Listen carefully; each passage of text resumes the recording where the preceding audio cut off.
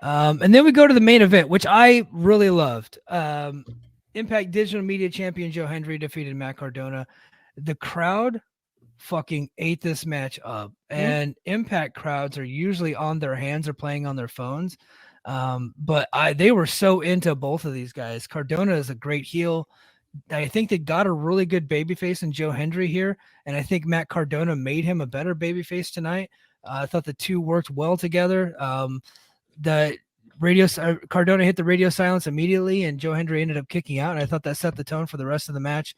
Lots of big moves, lots of good near falls. Eventually, Brian Myers came into the ring to help Cardona win the match. He threw the belt in the ring. The referee distracted, comes in, goes to hit the roster cut on Joe Hendry, and then he ends up hitting Cardona. Who then what's the name of Hendry's finisher? I'm trying to.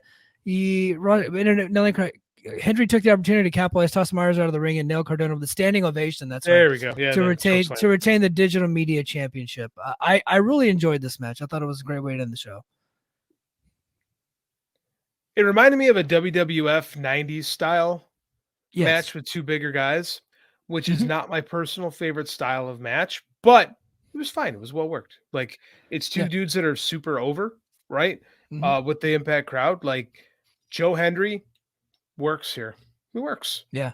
Right? Yep. The crowd loves his shtick. I wish it wasn't the same song that we got again. I wish they did a little something different, mainly because I feel like the joke. I feel that way. Clearly, I am alone. Crowd loved it. Because the crowd loved it. I thought it was a little played out, but it's also they heard it, and these tapings are done in one day, so it was still fresh to them.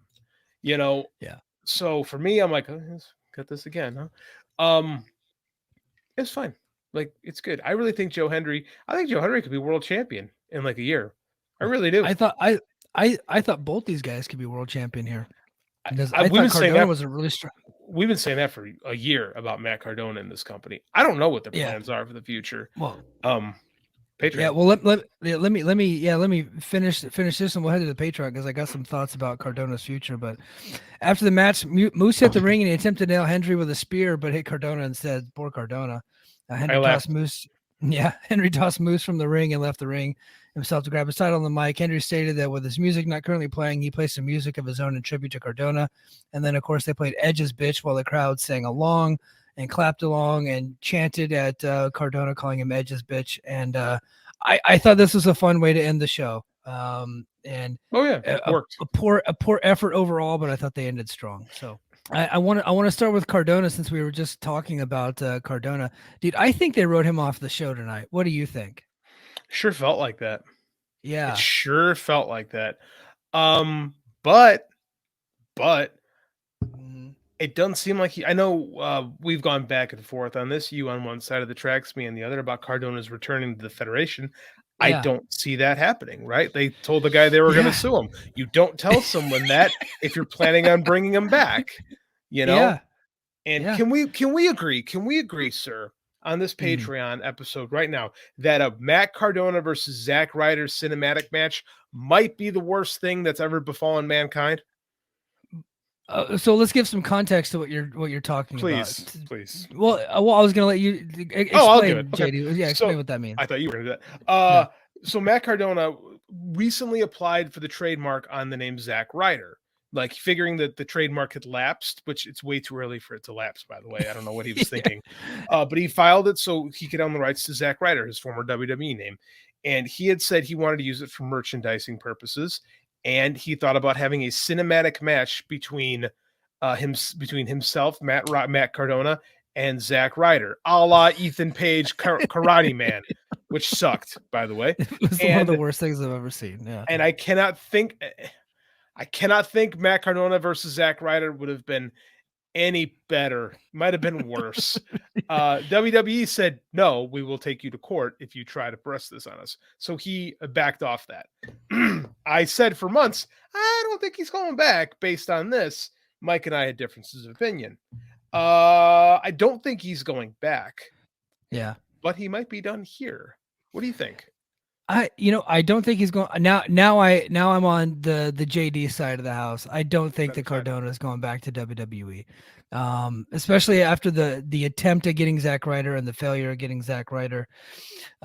And the fact that he's got matches booked all the way until WrestleMania and he's all over WrestleMania weekend, if he was, like I thought he was going to be in the Royal Rumble, maybe for a one-off or back full time. I have no idea, but if he was, I think he would have been back already. I think I think he's making good money being his own boss and doing his own thing. I think he's just happy doing his shit right now. So, but as far as Impact, I don't know that he's getting written off forever, but it sure seems like he's not going to be on the show for a while. Look, the major players have essentially broken up because Brian Myers is in a 4-way match for the title coming up in No Surrender. At least he's in the tournament to get there. Cardona's not.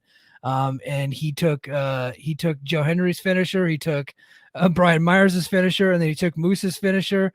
And then he was crying like a baby as the show went off the air. That's kind of something you do to a guy that's not going to be around for a little while. And they kind of humiliated him WWE style throughout the show. Like I said, it's very Bobby Heenan, which I'm sure was in purpose. I'm sure that's kind of what he would want to do on his way out. It sure didn't. We've been talking about this for like 2 years now about how this should be a better marriage, but it isn't for some reason. Yeah. Right. Like you and I both thought this guy could be our heel champion here. And like he was doing the stuff with GCW, and that seems to have calmed down a little bit. Maybe that picks up again. He's with the NWA, but what is the NWA right now? Yeah, It's a fat, unathletic dude who can't work a match going on Fox News with the belt that Harley Race carried across the world. It's a thing that's actually happening right now. So I don't know what the future holds for Matt Cardona, and I honestly don't know what to think about anything. Yeah, I don't know what he's gonna do, and I'm gonna be interested to see how it plays out. I just don't feel like he's gonna be around Impact for a little bit. I honestly thought, like when I saw the spoilers, and I knew that he was applying for the trademark to Zack Ryder, I thought that's why they did this. They were writing him off the show to then bring him back as Zack Ryder, and of course, all that went out the window when he didn't get the thing, and that was probably not even the idea. Thank God. That was probably not the idea anyway. Was to do that. So. But that was my. It fits here. Yeah, it fits here. But that was my theory. So now they didn't like officially write him off the show, meaning he didn't lose or leaves town match. They didn't murder him, so which he didn't happens. Get shanked. Yeah, he didn't get shanked or he didn't get sent to hell. And while Kevin Sullivan watches as you get your throat slit, that didn't happen. So he could. I think he might not be at the upcoming tapings, and then he will probably come back at some point if he doesn't go back to WWE, which I'm on the side of that he will not now. I don't see him. Here's the thing: Triple H likes his dudes, right? Like unquestionably loyal to people who aren't over. I'll give you one: Dexter Lumis. No one likes him. Yeah. No one cares about what he does, with the exception of one Triple Paul, who is just very loyal to the people, to his NXT projects. Zack Ryder was not one of those guys. No. Even he was in NXT, but he was forced into NXT, right? Because him and Mojo Rawley were a tag team there, but he was just really there because, he was just there because Vince was done with him, and so sent him down to NXT, and then Triple H had to book the guy, and Triple H didn't want to book the guy. So yeah, I don't think they have a great relationship, and I just don't see why he would go back when he's making good money now, doing his own thing, getting to do what he wants to do. I said it months ago. I still don't see him going back. But what else is there? I mean, unless he's just gonna work indies and keep doing what he's doing. He doesn't need Impact, right? No. He doesn't need Impact. He doesn't. He can kind of just keep doing his own thing. Like I said, he can probably just come back at some point. If he is truly written off the show. I've not seen him advertised for the Vegas tapings coming up. So, they're doing 3 days in Vegas, and maybe he's just not going to be there for that month and a half or whatever, how long the taping is going to last. So maybe that's why they're just, killing him off for a little bit and bring him back in the summer. Who knows? I still think he could be a champion here at some point if you just turn up the gimmick that he was doing last year before he got hurt and just fashion it to Impact a little bit. I think it could work here. He could, but I think Impact wants their champion to be committed to them, and Matt Cardona's he's got commitments everywhere. He's committed to everybody, right? It makes sense for everybody. Creatively speaking, though, we're a little flat.